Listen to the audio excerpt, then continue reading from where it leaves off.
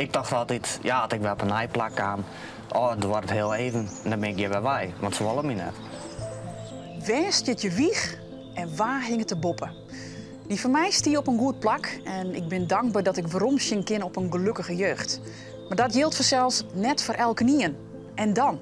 Waar zwaar het dan voor een veilig leven? In deze serie zie ik antwoorden op die vraag. Je hoort het verhaal van Dameron. Hij wie een mondje van 5, doet er Akkelien voor het eerst zeg en zei: ik ga met deze mevrouw mee. Waar zwaar het voor een veilig leven? In deze serie van Binnenuit zorg ik bij het Regiecentrum Bescherming en Veiligheid. Hier werk je 250 mensen om de veiligheid van 10.000 gezinnen. Jeugdbescherming en reclassering en veilig thuis. En dat is ingewikkeld werk. Meestentijd onder dwang. Terugpakken bij dilemma's voor elk baan, elke volwassene in een onveilige situatie. Hoe werkt dat?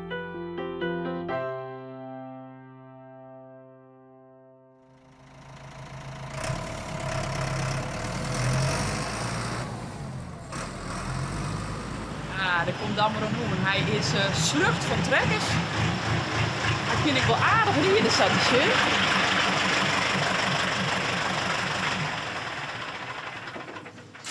Nou, keurig, jong. Hoi. Goeie. Wat heeft dan met trekkers? Ja, bedankt. Wat haal ik mijn trekker? Ja. Nou ja, ik ben ooit in pleeggezinkamer in Janum. En daar hingen ze alle trekkers. Een soort van boerderij. Ja. En ik wie nooit op een trekker west. Dus dat was een hele ervaring. Met de scotchen, met de men. En toen dacht ik bij mezelf, ik wil uiteraard een trekker hebben. En in het ding? Dit is mijn. Nou, dat. Wat voor gevoel jou dat hij als dat die trekkers is? Nou, vrijheid. Ja, het is echt gewoon dat ik word op motor geloerd. En ja, daar viel hij helemaal vrij, Ja. uit waren. Waar heeft die foto's nou uitgevonden? Ja, een doos. Dameron is Sontjen Ier. Hij en Akkelien, de gezinsvoogd, kennen elkaar al heel wat jaren. Kist u nog iets herinneren van de eerste keer dat je Akkelien moeite hebt? Ja, dat keek me nog de herinnerde dag van Juster. Ik win met mijn heid in de speeltuin. En we winnen voortrekken of zo. Ik weet net hier ruzie of zo. En toen gaan we bij thuis, gewoon in friendship. En daar is die Akkelien. En het was een hele beleving, want ik wist vroeger toen ik liet weer, wist ik net wat er al eerst zou gebeuren. Nee. Maar dus hij en mem kregen ruzie. En ik zei, ik ga maar deze mevrouw mee. Dat zei je dus? Dat zei ik, dat weet ik nog, ja. Dat wist ik nog dat dat zo Ik zijn weet is. nog dat ik dat zei van, ik ga maar deze mevrouw mee. En waarom? Ja, omdat ik me thuis dat voelde net veilig. Het was net goed. Nou, dit wie dat blonde mansje wat voor mij stier, hè? Ja. Ik ga met jou mee. Ja.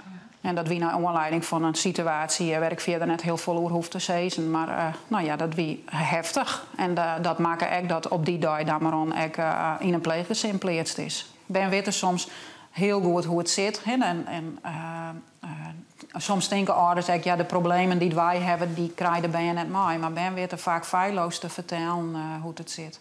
En daar moet je ook weer heel zorgvuldig mee omgaan. Hè? Want ja, Ben loyaal aan hun ouders. Dat is hun basis. Dat is het eerste anker wat je krijgt als je op de wereld komt. En die relatie moet je ook altijd proberen om zo goed mogelijk te houden. En als je daarin ingrijpen als gezinsvoogd zijnde. Nou ja, en bij sommige bijen is het dan zo dat ze orenankers in hun leven ook nodig binnen. Daarnaast om groot te worden. En toen ben we Akkelien, ik en dus mem ben we naar Ljouwerta gegaan. En toen kwam ik bij een crisispleeggezin in Janum. Van de trekkers? Ja, maar van de trekkers. Ja, en toen had ik daar een tiert wennen. Ja, want hij is wel op een soort plak in West, hè? Ik ga op een heel soort plak in West. In 2011 krijgt Dameron de diagnose FASD. Fetaal alcoholsyndroom. Oké. Dat betekent dat dus mem dus alcohol had dronken tijdens de zwangerschap. Ja. En dat had mijn hersenen ongetast. Oké. En hoe uit het hem dat bij? In de zin... Ja, wat vernimt ervan? Wat maakt het wat? Nou, ik snap dingen soms heel goed. En op oren maak dingen zoals als mensen bijvoorbeeld iets makkelijks vrij van was dit en dit en even doen. Dan moet ze het me wel 3 keer vertellen voordat ik het echt begreep. Dus dat had hij echt geholpen, die diagnose, om gewoon die paard vrienden te kennen? Ja, om verder te gaan. Ja. Ja, want ik zie het altijd wel mijn struggle met mezelf van, ja, wat ben ik oors? Wat had dat maar die dienen? Dat had vertrouwen naar het mensen, had het botrekken. Want ik dacht altijd, ja, als ik wel op een nijplak kwam, dan wordt het heel even en dan ben ik hier weer bij. Want ze willen me net.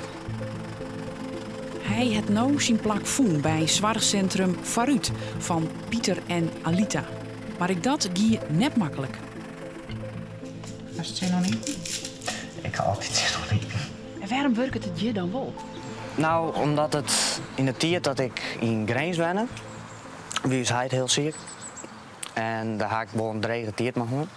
En ik leuke herinnering, maar is hij op zijn laatste dagen. Hij is stoon, hè? Hij is stom. Ja. En toen ik dat jaar daar ben we erheen gegaan.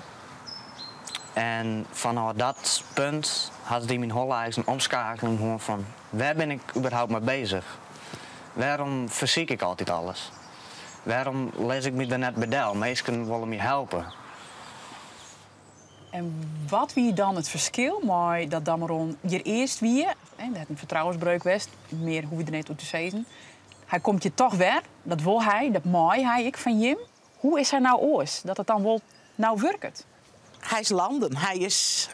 De adrenaline is uit zijn liefde. Hij is rustiger, relaxter. En dus just het gewoon aan alles, zijn hele houding, zijn spieren die ontspannen binnen. Alles is gewoon. De spanning is eruit. Hij hoeft net meer te vechten in us in de hoop dat we hem voortsturen, want dat doen we toch net. Dus hij bloot je. We zien de crematie, toen in Pieter, Alita, de hele bende hier, die weer er. En dat was wel echt wel mijn moment waar ik bret. Ja. Ik al hadden ruzies gewoon en ik wen niet net meer, ze winnen er toch. Dus dat joeg me wel een gevoel van, ze houden wel aan me. Ja. Wat mooi. Ja. Ja. Dan krijg ik er in mijn leven. Toen waren we heel emotioneel toen hun de win. En ik denk ook dat je dan ervaren, misschien, dat ken ik net, dat vul ik in. Hè, want dat is wat je dan sjur van de boetenkant. Ja, dat je er dat doggen. Dat je vernemen van, ik doch er voor deze mensen, die komen van mij op dit moment. En dat is, ja, denk ik, voor deze jongeren heel belangrijk. Ja. Wij gaan er altijd voor. 100%. Want het is gewoon, die jongeren die verzinnen dat. Ze gaan op een gegeven moment, als een touwtje zeggen ze, wij willen zo eens hard hinnen. En dan loeken ze even aan en dan weet je weer van, oh ja, daarvoor doe het. En ik vind dat als gezinsvoogd, ja, als voogd dan van Dameron, maar ja, in principe ben ik gezinsvoogd. Dat ik nog het moment weet van die huisplaatsing, dat in hij, maar daar je eigenlijk zo leuk op alles en iedereen wie, omdat wij iets oors woonden dan hij. En de zwaargen zo groot winnen tot het moment dat er eigenlijk zeg maar zei van, was alsjeblieft goed op mijn jongje passen, want dat ben ik net weer, zeg maar. Zo zie ik hem, ja, dat wie in een van de laatste bezoeken dat er dat zei. Ja. Ja, dat je dan denkt, eigenlijk ga je zien bij een oude naam, want dat is gewoon zo, los van de problemen. Dat kon net anders, daar ben ik echt van overtuigd. Maar dat je dan, dat zo'n huid, dat waarom je houdt, ja, dat vind ik wel heel bijzonder. Ja. Dus dan weet je het echt van door. Ja. Want ja, mijn ouders geen problemen, maar ze houden wel van dat. Ja. Ja. En we hebben dus anderom dingen van een heel plan opgesteld van hoe kunnen we het in de toekomst net met z'n vier krijgen dat het misgaat. En meer praten. Praten werkt het echt. Ja, praten over dingen gevoelens. Wat zit hij dwars? Dat mag je vertellen. Dus ik ben eigenlijk drie mensen, maar Akeline erbij, die een hele belangrijke rol spelen. Daar werd in Huid Mem dat net meer koenen en kennen. Ja, klopt. Hoe belangrijk is dat? Ja, dat is onvoorstelbaar eigenlijk. Dat ken ik eigenlijk net uiten. Hoe belangrijk dat is. Nee, dat is heel belangrijk. Ja, dat lijkt erom hoe het alles rent. Ik heb nog goed met squallen en dat wil ik zo horen. Want ik gang er altijd heen met mijn pijn in de buik. Altijd zenuwachtig. Nou, en dat wil ik mezelf net onderdoen.